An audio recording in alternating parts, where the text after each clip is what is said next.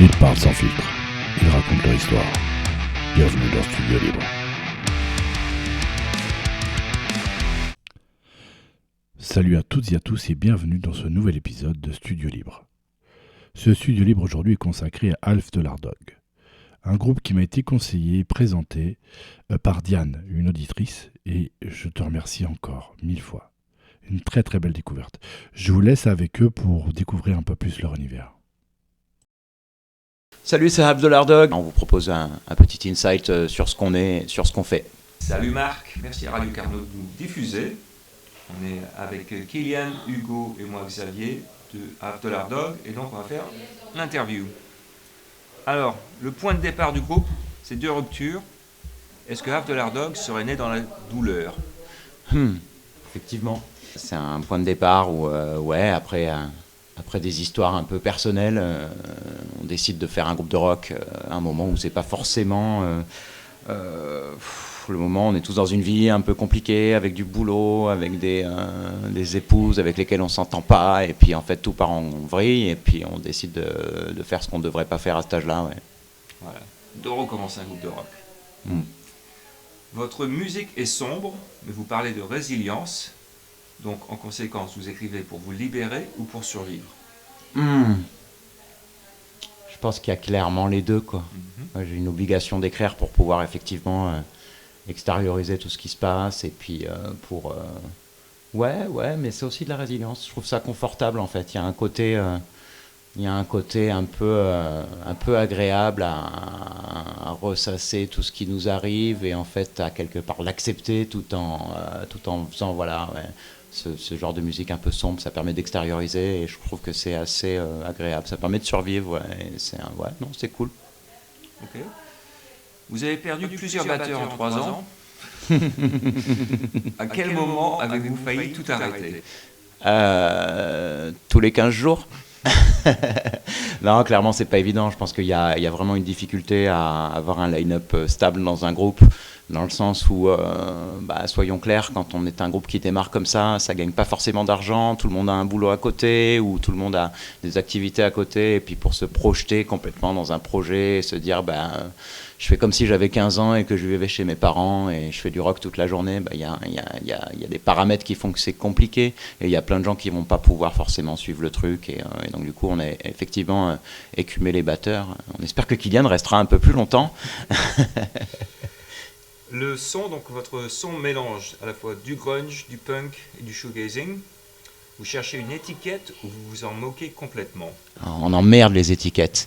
La vérité, c'est que je pense que ça, ça fait 60 ans que le rock'n'roll ça existe, et on a clairement des influences parce qu'on a écouté des choses depuis une trentaine d'années, et qu'au bout d'un moment, en fait, coller à une étiquette, c'est quelque part se brider à faire quelque chose qui correspond parfaitement à des caractéristiques données, et je trouve ça un peu ridicule, dans le sens où je pense que la créativité, elle doit pas se brider à mais si je fais ça c'est punk, et si je fais ça c'est grunge, et si je fais ça c'est shoegaze ou alternative, peu importe en fait. Je pense que la création, elle doit être libre, et qu'elle doit se faire vraiment sans aucune barrière de style pour rester spontanée, quoi.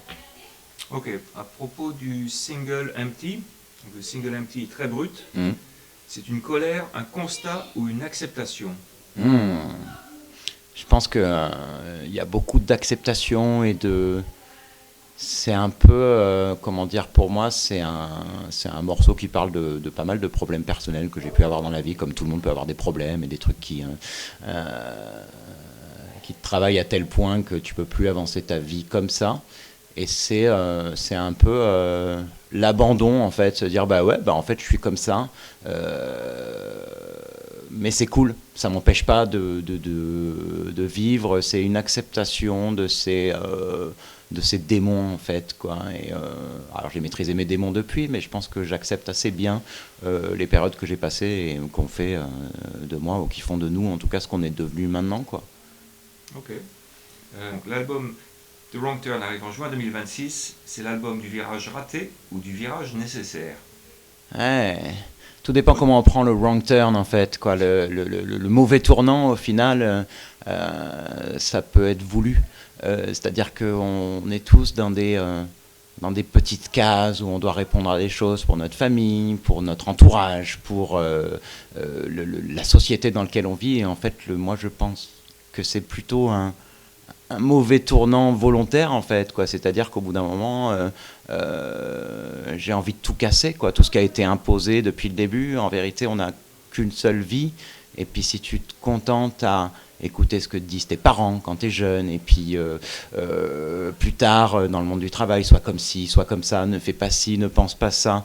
En fait, je pense que le mauvais tournant, il est clairement volontaire et assumé, parce qu'on ne sortira pas vivant de cette histoire. Et ce serait dommage de se brider à des choses qui sont imposées clairement, parce que la bonne conduite, la bonne morale, tout ce qui est dicté, en fait, ça n'a aucun intérêt, en tout cas pour nous aujourd'hui, quoi. Peut-être pour d'autres, mais moi j'aime bien être dans ce truc où je suis maître de mes décisions, et où voilà, je ne corresponds pas forcément à des codes, à des cases qui sont donnés. Nous voici arrivés au terme de la première partie de ce studio libre consacré à Alf de Lardog. Tout de suite, un de leurs titres, Empty. On se retrouve juste après.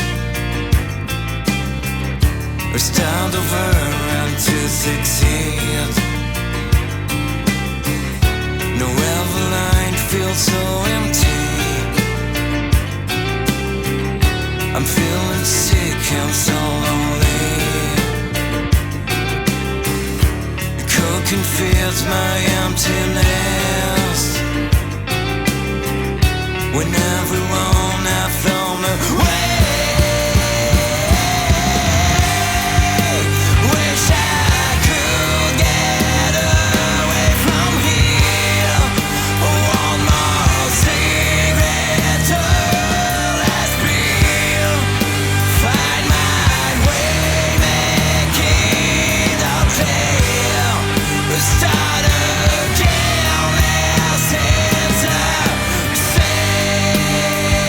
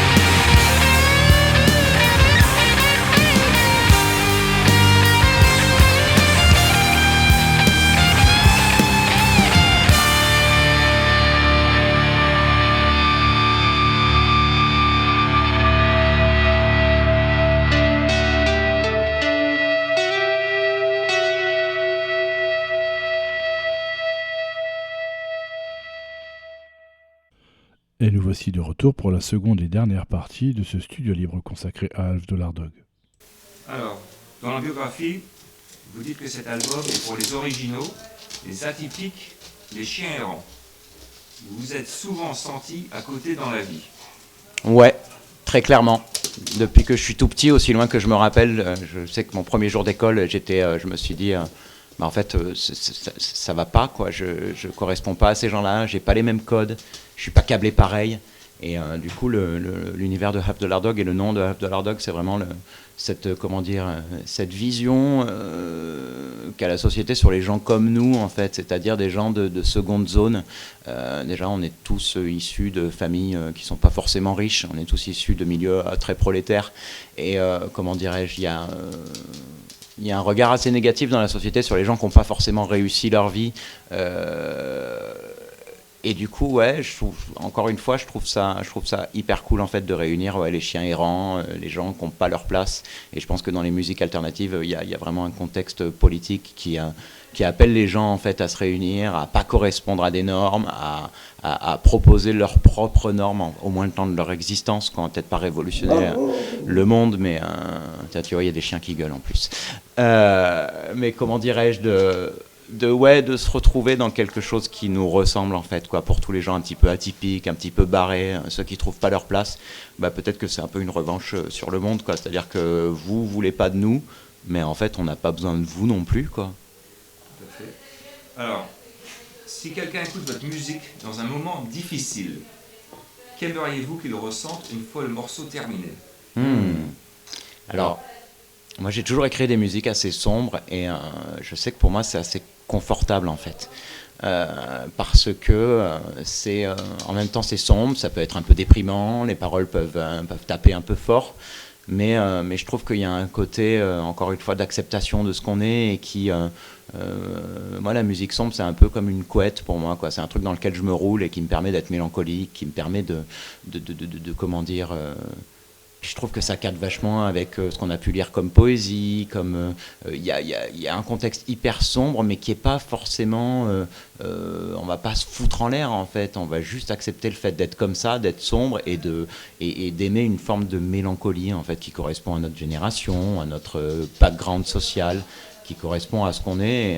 Je pense qu'un auditeur devrait se retrouver là-dedans parce qu'en fait finalement d'un coup il trouve des copains, quoi. Je ressens pas les choses comme les autres, je suis pas forcément bien et en fait j'apprends à accepter le fait de pas être bien et de continuer à avancer parce que de toute façon si on réfléchit bien, je sais pas qui peut être vraiment bien dans le monde dans lequel on vit, à part ceux qui se mettent des œillères, mais nous on n'a pas d'œillères et en fait on peut trouver une troisième voie en fait dans tout ça et trouver une sorte de confort dans la mélancolie. En tout cas, j'espère que c'est ce que ressentent les gens qui peuvent nous écouter.